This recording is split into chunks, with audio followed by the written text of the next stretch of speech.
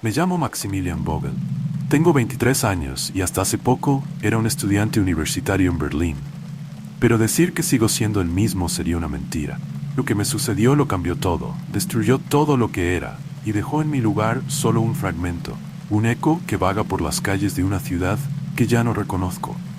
Todo comenzó de manera banal, con pequeñas frustraciones que cualquier estudiante enfrentaría. Mis notas estaban bajando y los profesores, que antes parecían figuras distantes e imponentes, ahora se convertían en sombras indistintas que presionaban silenciosamente como una mano invisible apretando mi cuello. Pero eso no era lo peor. Lo peor fue cuando Hannah, la mujer que amaba, decidió que nuestros caminos ya no se cruzaban. Ella siempre fue luz donde yo veía oscuridad. Cuando se fue, no quedó nada más que un vacío que crecía cada día. No sabía cómo lidiar con ese dolor, así que hice lo que muchos hacen, intenté huir. Y fue en ese punto cuando mi vida comenzó a desmoronarse. Stefan apareció en uno de esos momentos. Era un compañero de la universidad, alguien que conocía de vista, pero con quien nunca realmente me había acercado. Tenía una aura de confianza, quien ya lo había visto todo, y tal vez por eso me atrajo. Stefan parecía saber cómo escapar de la realidad, cómo apagar el dolor con diversión y aventura, y yo me aferré a eso como a un bote salvavidas en un mar de desesperación.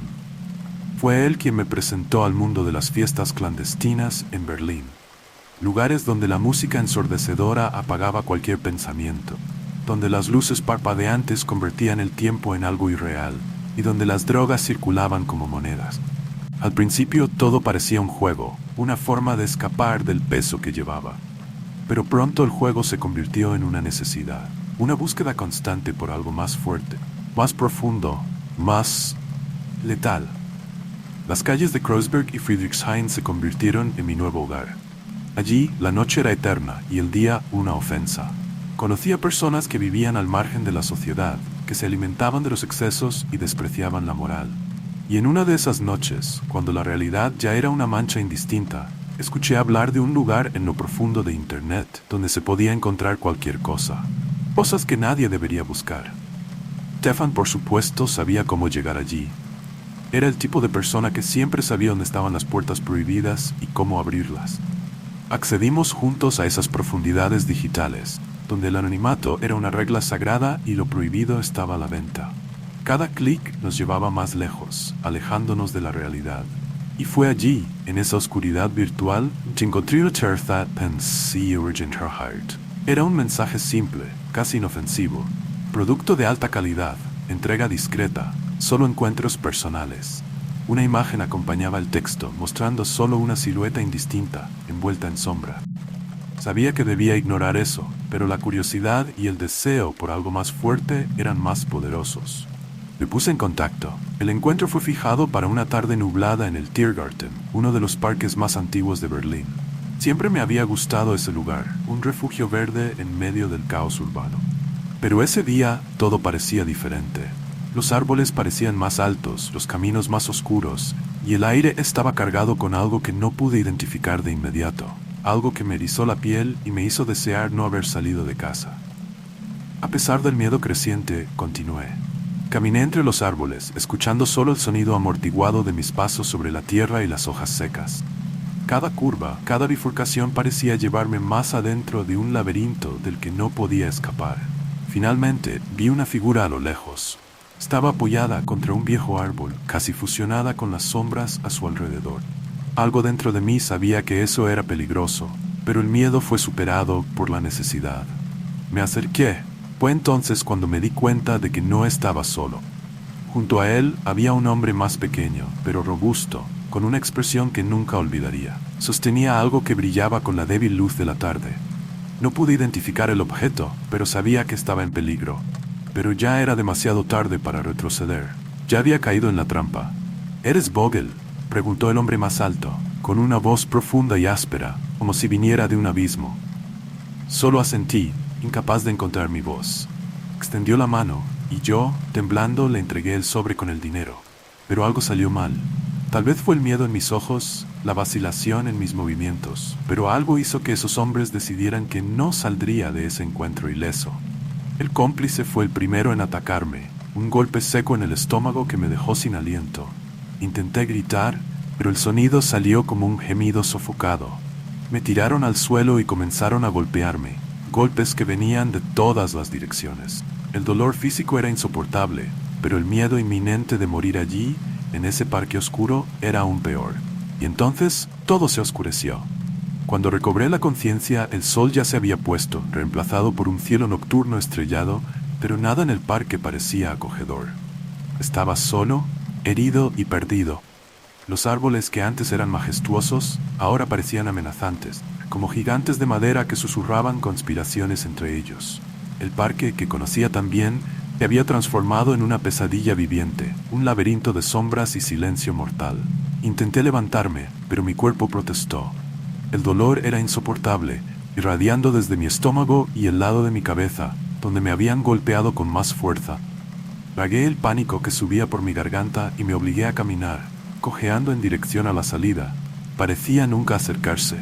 A cada paso sentía como si estuviera siendo observado, algo moviéndose entre los árboles, siempre en el límite de mi visión. La noche estaba fría, pero yo sudaba como si tuviera fiebre. Finalmente, avisté la calle. Las luces de las farolas nunca parecieron tan invitantes, pero algo me impidió sentir alivio. La sensación de estar siendo seguido nunca me abandonó, incluso cuando finalmente alcancé la acera y entré en un taxi que pasaba. El conductor me lanzó una mirada extraña, pero no hizo preguntas. Estaba sudoroso, sucio y cubierto de moretones, pero mi mente estaba enfocada solo en llegar a mi apartamento. Berlín es una ciudad vibrante por la noche, pero en ese taxi, mientras atravesábamos las calles iluminadas, me sentí más aislado que nunca. La ciudad parecía haber cambiado. Las sombras en las esquinas eran más profundas, los callejones más oscuros. Cuando finalmente llegué a mi edificio, casi tropecé al salir del coche, en mi prisa por alcanzar la seguridad de mi apartamento. Pero la seguridad era una ilusión. Tan pronto como la puerta se cerró detrás de mí, las paredes de mi apartamento, que antes me eran tan familiares, comenzaron a cerrarse a mi alrededor. Corrí al baño, miré en el espejo y apenas pude reconocerme. Mis ojos estaban vidriosos, mi piel de una palidez enfermiza. Lavé la sangre y la suciedad de mi rostro, pero el miedo no desapareció con el agua. Esa noche intenté dormir, pero los sueños eran peores que cualquier realidad. Soñé con esa figura, su rostro, o la falta de uno, fusionado con la oscuridad. Soñé que estaba en mi habitación, al lado de mi cama, observando, esperando. Me desperté varias veces, siempre con el corazón acelerado, como si fuera a explotar. Los días siguientes fueron una mezcla de realidad y pesadilla. Cada vez que salía de casa, me sentía observado. Evité el Tiergarten como si fuera el epicentro de una plaga, pero el parque parecía estar siempre al acecho en algún rincón de mi mente. Y ese hombre nunca desapareció. Pronto dejé de asistir a clases. La paranoia se convirtió en mi única compañía. Instalé cerraduras adicionales en la puerta, cubrí las ventanas con cortinas oscuras, pero nada aliviaba la sensación de estar siendo observado. Incluso los sonidos habituales de la ciudad, el ruido del tráfico, el murmullo distante de conversaciones, parecían conspirar contra mí. Sabía que estaba perdiendo la cordura. Las antiguas escapadas que antes me proporcionaban alivio, ahora solo intensificaban mi terror.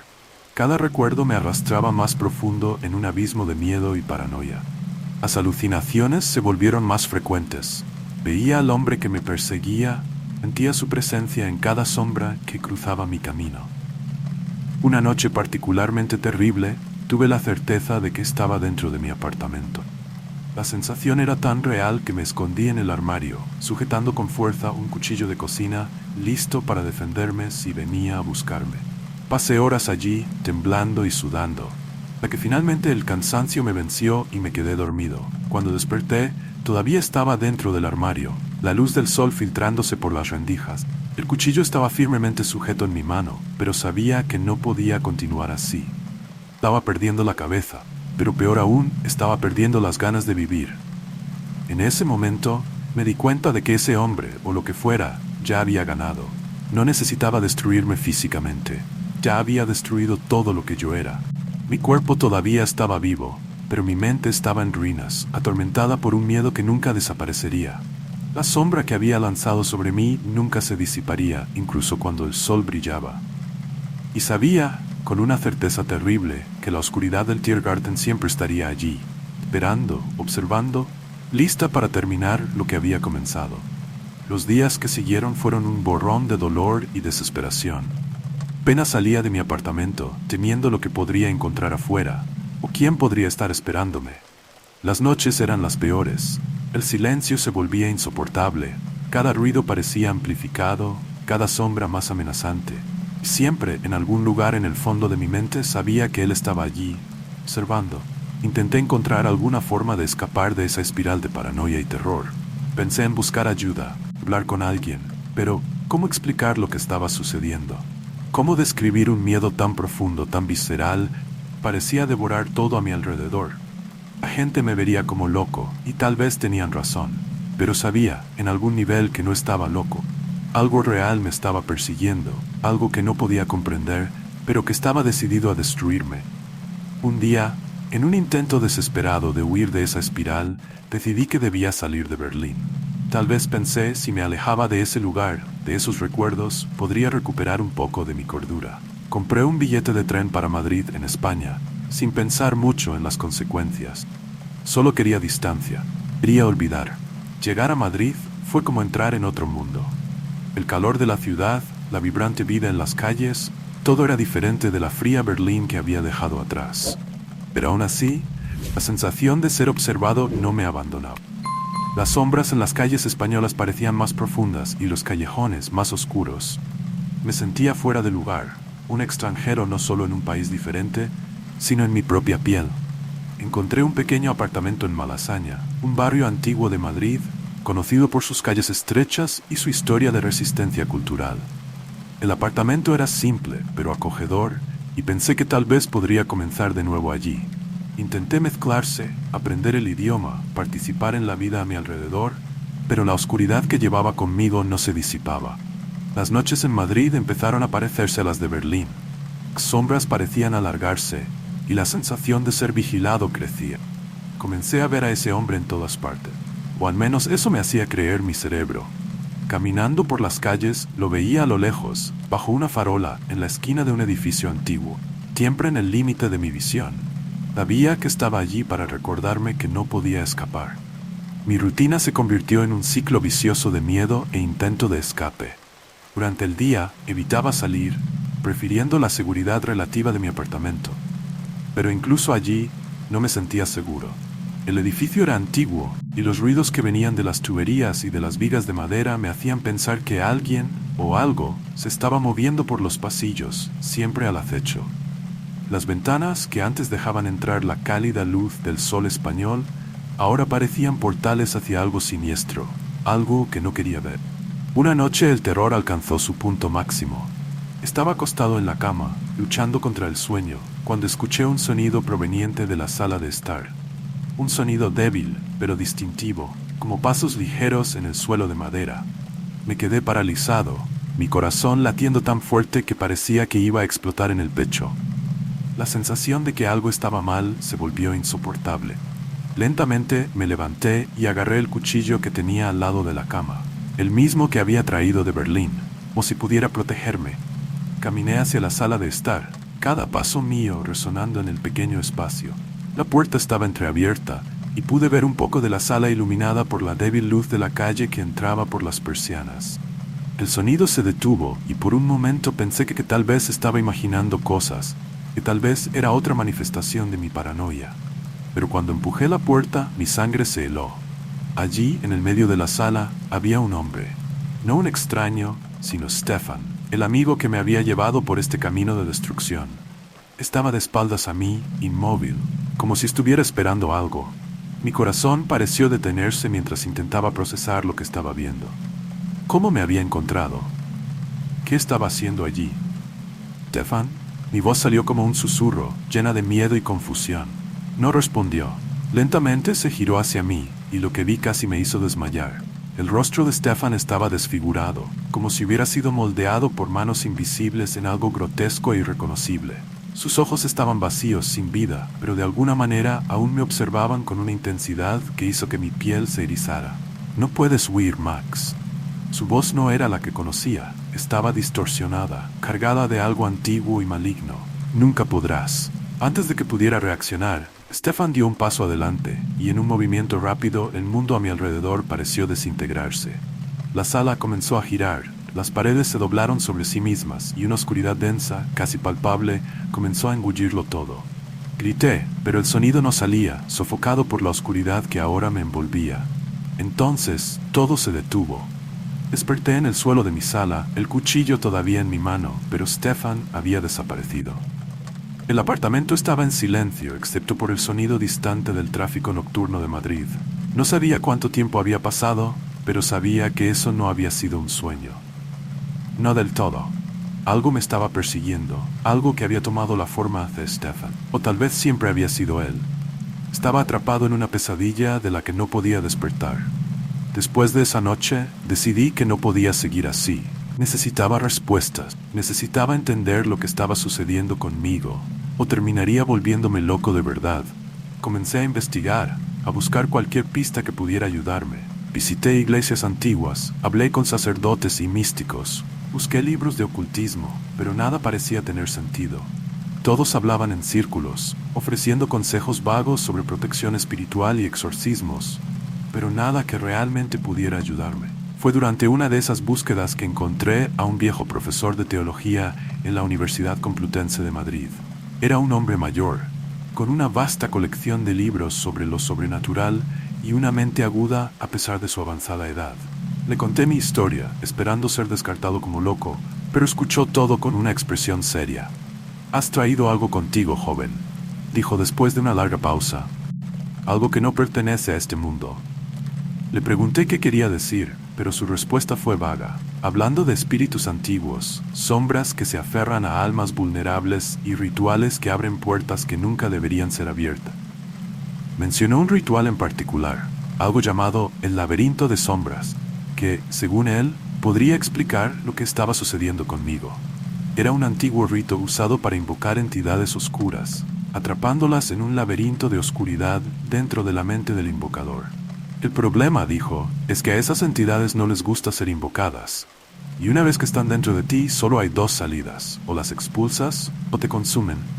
Desesperado, le pregunté cómo podía liberarme de esa maldición, pero el anciano solo sacudió la cabeza. No es una cuestión de cómo, sino de si tienes suficiente fuerza. Muchos lo intentan y fallan. Las sombras son pacientes y saben esperar el momento adecuado para atacar. Salí de esa conversación más perturbado que nunca, pero con una resolución firme. No dejaría que esas sombras me consumieran.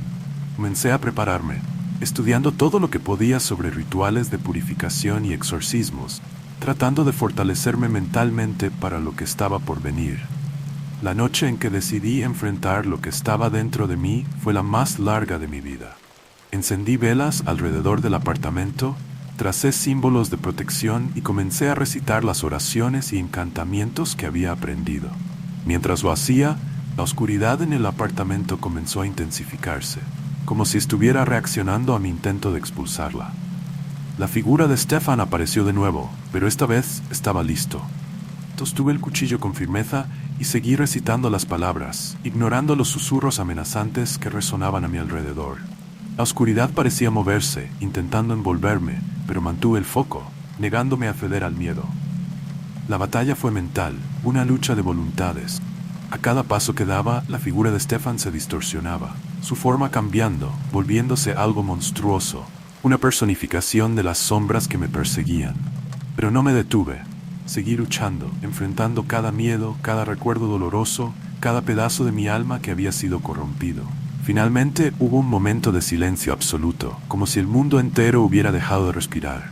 Y entonces la oscuridad retrocedió lentamente como una marea negra que volvía al océano.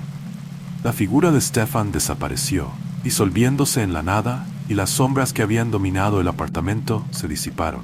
Cuando la última vela se apagó, dejé caer el cuchillo al suelo. Estaba exhausto, física y mentalmente, pero algo dentro de mí había cambiado. La oscuridad aún estaba allí, podía sentirla, pero ahora la comprendía.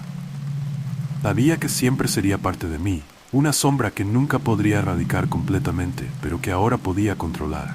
Los días que siguieron fueron extraños. La paranoia aún estaba allí, pero disminuida.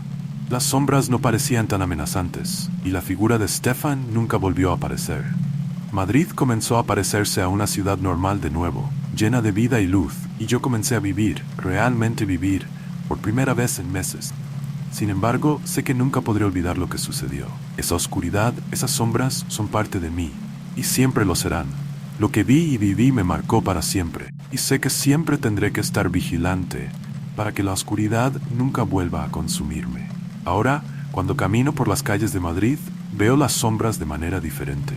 Aún están allí, al acecho, pero las enfrento con los ojos abiertos, sabiendo que la verdadera batalla es mantener la luz dentro de mí, incluso cuando el mundo a mi alrededor parece sumergirse en la oscuridad. Y si algún día las sombras regresan, estaré listo. Esta vez sé qué hacer.